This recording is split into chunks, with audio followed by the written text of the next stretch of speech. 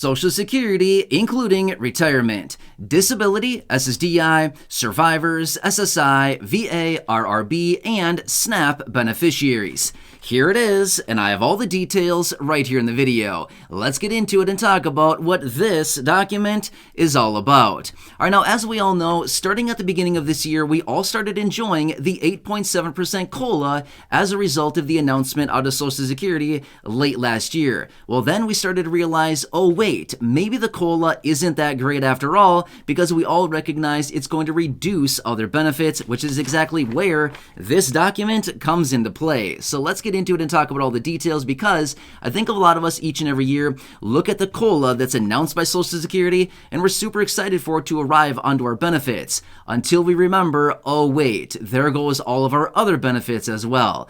Anyway, let's get into it and talk about this document and what we need to know about it. However, really fast before we do, thank you so much for joining me. If you're new here or if you haven't done so yet, please make sure to subscribe by hitting the button right down below the video, as it's totally free to do so. And because I am your one and only daily advocate, I'm here for you right by your side each and every day, watching all this new information hitting the wire, breaking it all down into these short videos. As things are changing rapidly, we're getting new reports, new announcements, bills, packages, and proposals, as well as it's a very uncertain time right now, and a lot of us just want a little bit of certainty in our lives as far as what is actually going to happen. Either way, I'm here for you in any way that I possibly can be, which is exactly why I'm doing all this research every single day and bringing it to you right here on the channel. So again, please subscribe down below if you haven't done so yet. Also remember, I'm here for you in any way that I can be. That's my dedication, that's my commitment, and as always, that's my promise to you and everybody right here in the community. All right, thanks again. Let's get into it and talk about this document and what does it mean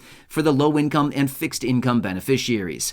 All right, so a couple weeks ago, I was out in a video and I was asking all of you, what should we do about this? This is nuts, because what happened is, as the COLA was being applied to monthly benefits, yeah, it's a nice thing, but at the end of the day, like I said, we all recognize that other benefits get reduced. For example, SNAP benefits. Raise your hand if your SNAP benefits were reduced at the beginning of this year. Yeah, a lot of people saw reductions to their SNAP benefits because of the COLA, right? So basically what they do is the COLA gets applied to your benefit. They think, oh wow, you got a lot of money now, therefore let's take some of your benefit away. Seems really weird to me. I mean, seriously, you gotta be kidding me right now, right? I think we all probably feel that way every single year when you get the letter that says, I'm sorry, but your SNAP benefits will be reduced. Well, as of that, a couple weeks ago, those of you here in the community were reaching out saying, yes, please draft a letter to Congress. Please draft a new letter to all of these new lawmakers that are currently in Congress, asking them to please do something about this. Well, as I was describing in that video, it would basically take a very small piece of legislation to write some type of clause that would simply say, in the event that Social Security approves a cost of living adjustment to monthly benefits, it would not offset other benefits that a person may be receiving, like supplemental security income, SNAP benefits, things like this. I'm not sure exactly how Congress is supposed to word this stuff. I'm not a lawmaker, but they know how to write this stuff, okay? Or at least their assistants know how to write it, okay? So basically what it would mean, my point is, it would be a very easy piece of legislation that they could pass, and honestly, it'd be a no-brainer for them to pass something like this through that basically just simply says, stop reducing benefits as a result of the COLA being put into play each and every year that is announced by Social Security. Remember, this is the cost of living adjustment. If they're adjusting the cost of living adjustment, obviously, if they're adjusting the cost of living and benefits to account for the increase in cost of living because prices have gone up to benefits, then why are they reducing benefits? Has anybody asked that question? But if they're raising my benefit to keep up with the cost of living, then why are we reducing my SNAP benefit as a result of that? Does it kind of make sense, right?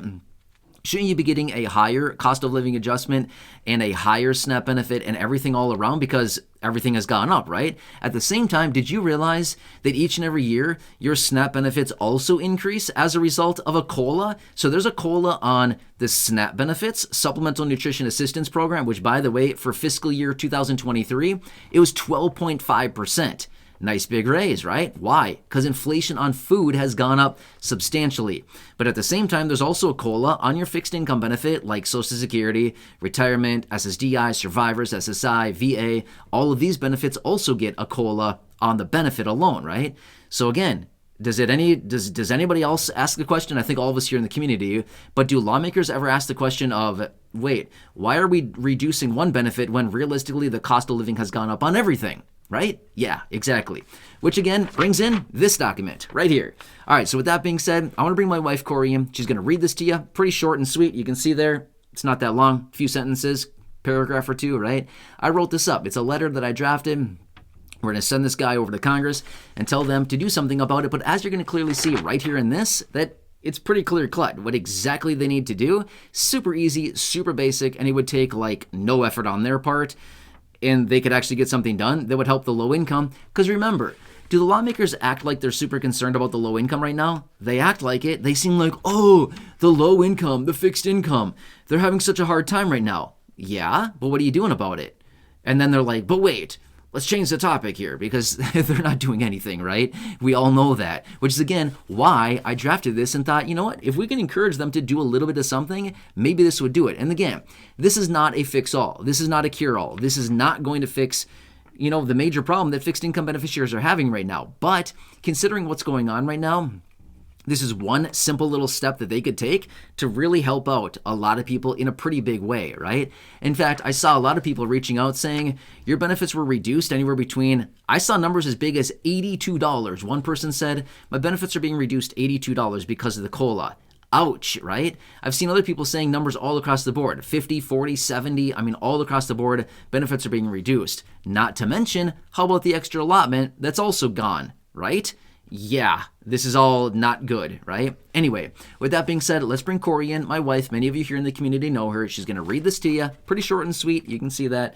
And then again, I will not come back afterward because there's no reason for me to. Anyway, of course, I'll be back in future videos. But after this video, after she reads it, I won't come back on the other side just because after the letter is read, that's about it. So anyway, leave your comments, your feedback down below. If you like it, let me know. If not, that's totally fine too. Give me some feedback. What can I do to better structure this to make it fit, everybody and what we need here? Anyway, with that being said, thanks again for your support. Really do appreciate it. I just want to do whatever I can to be here for you every single day. So please subscribe down below, share the video with your friends, family, social media, and go back and check out some of the other thousands of videos here on the channel. And with that being said, let's bring Corey in right here, right now, and she will read this to you. All right, Corey, take it away and catch you again later.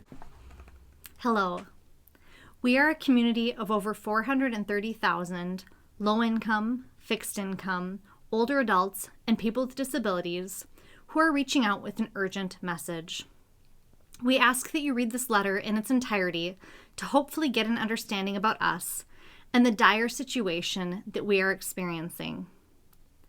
Now that we are in 2023, many of us are enjoying the 8.7% COLA. However, there is a major problem. As a result of this increase to our fixed income benefits, other assistance has been reduced, primarily SNAP benefits, which puts us right back where we started at the beginning of the year prior to the raise taking effect.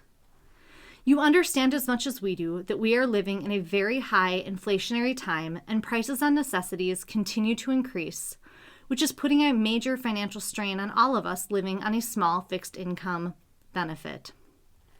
We are reaching out to ask you to implement one simple change in legislation. We are asking that you pass legislation that would eliminate any reduction to SNAP benefits as a result of increased benefits from the annual COLA. This is a simple adjustment to the language within the SNAP program that would make a significant difference in the lives of millions of Americans who rely on these monthly benefits to put food on the table every week. Thank you. We sincerely appreciate your efforts.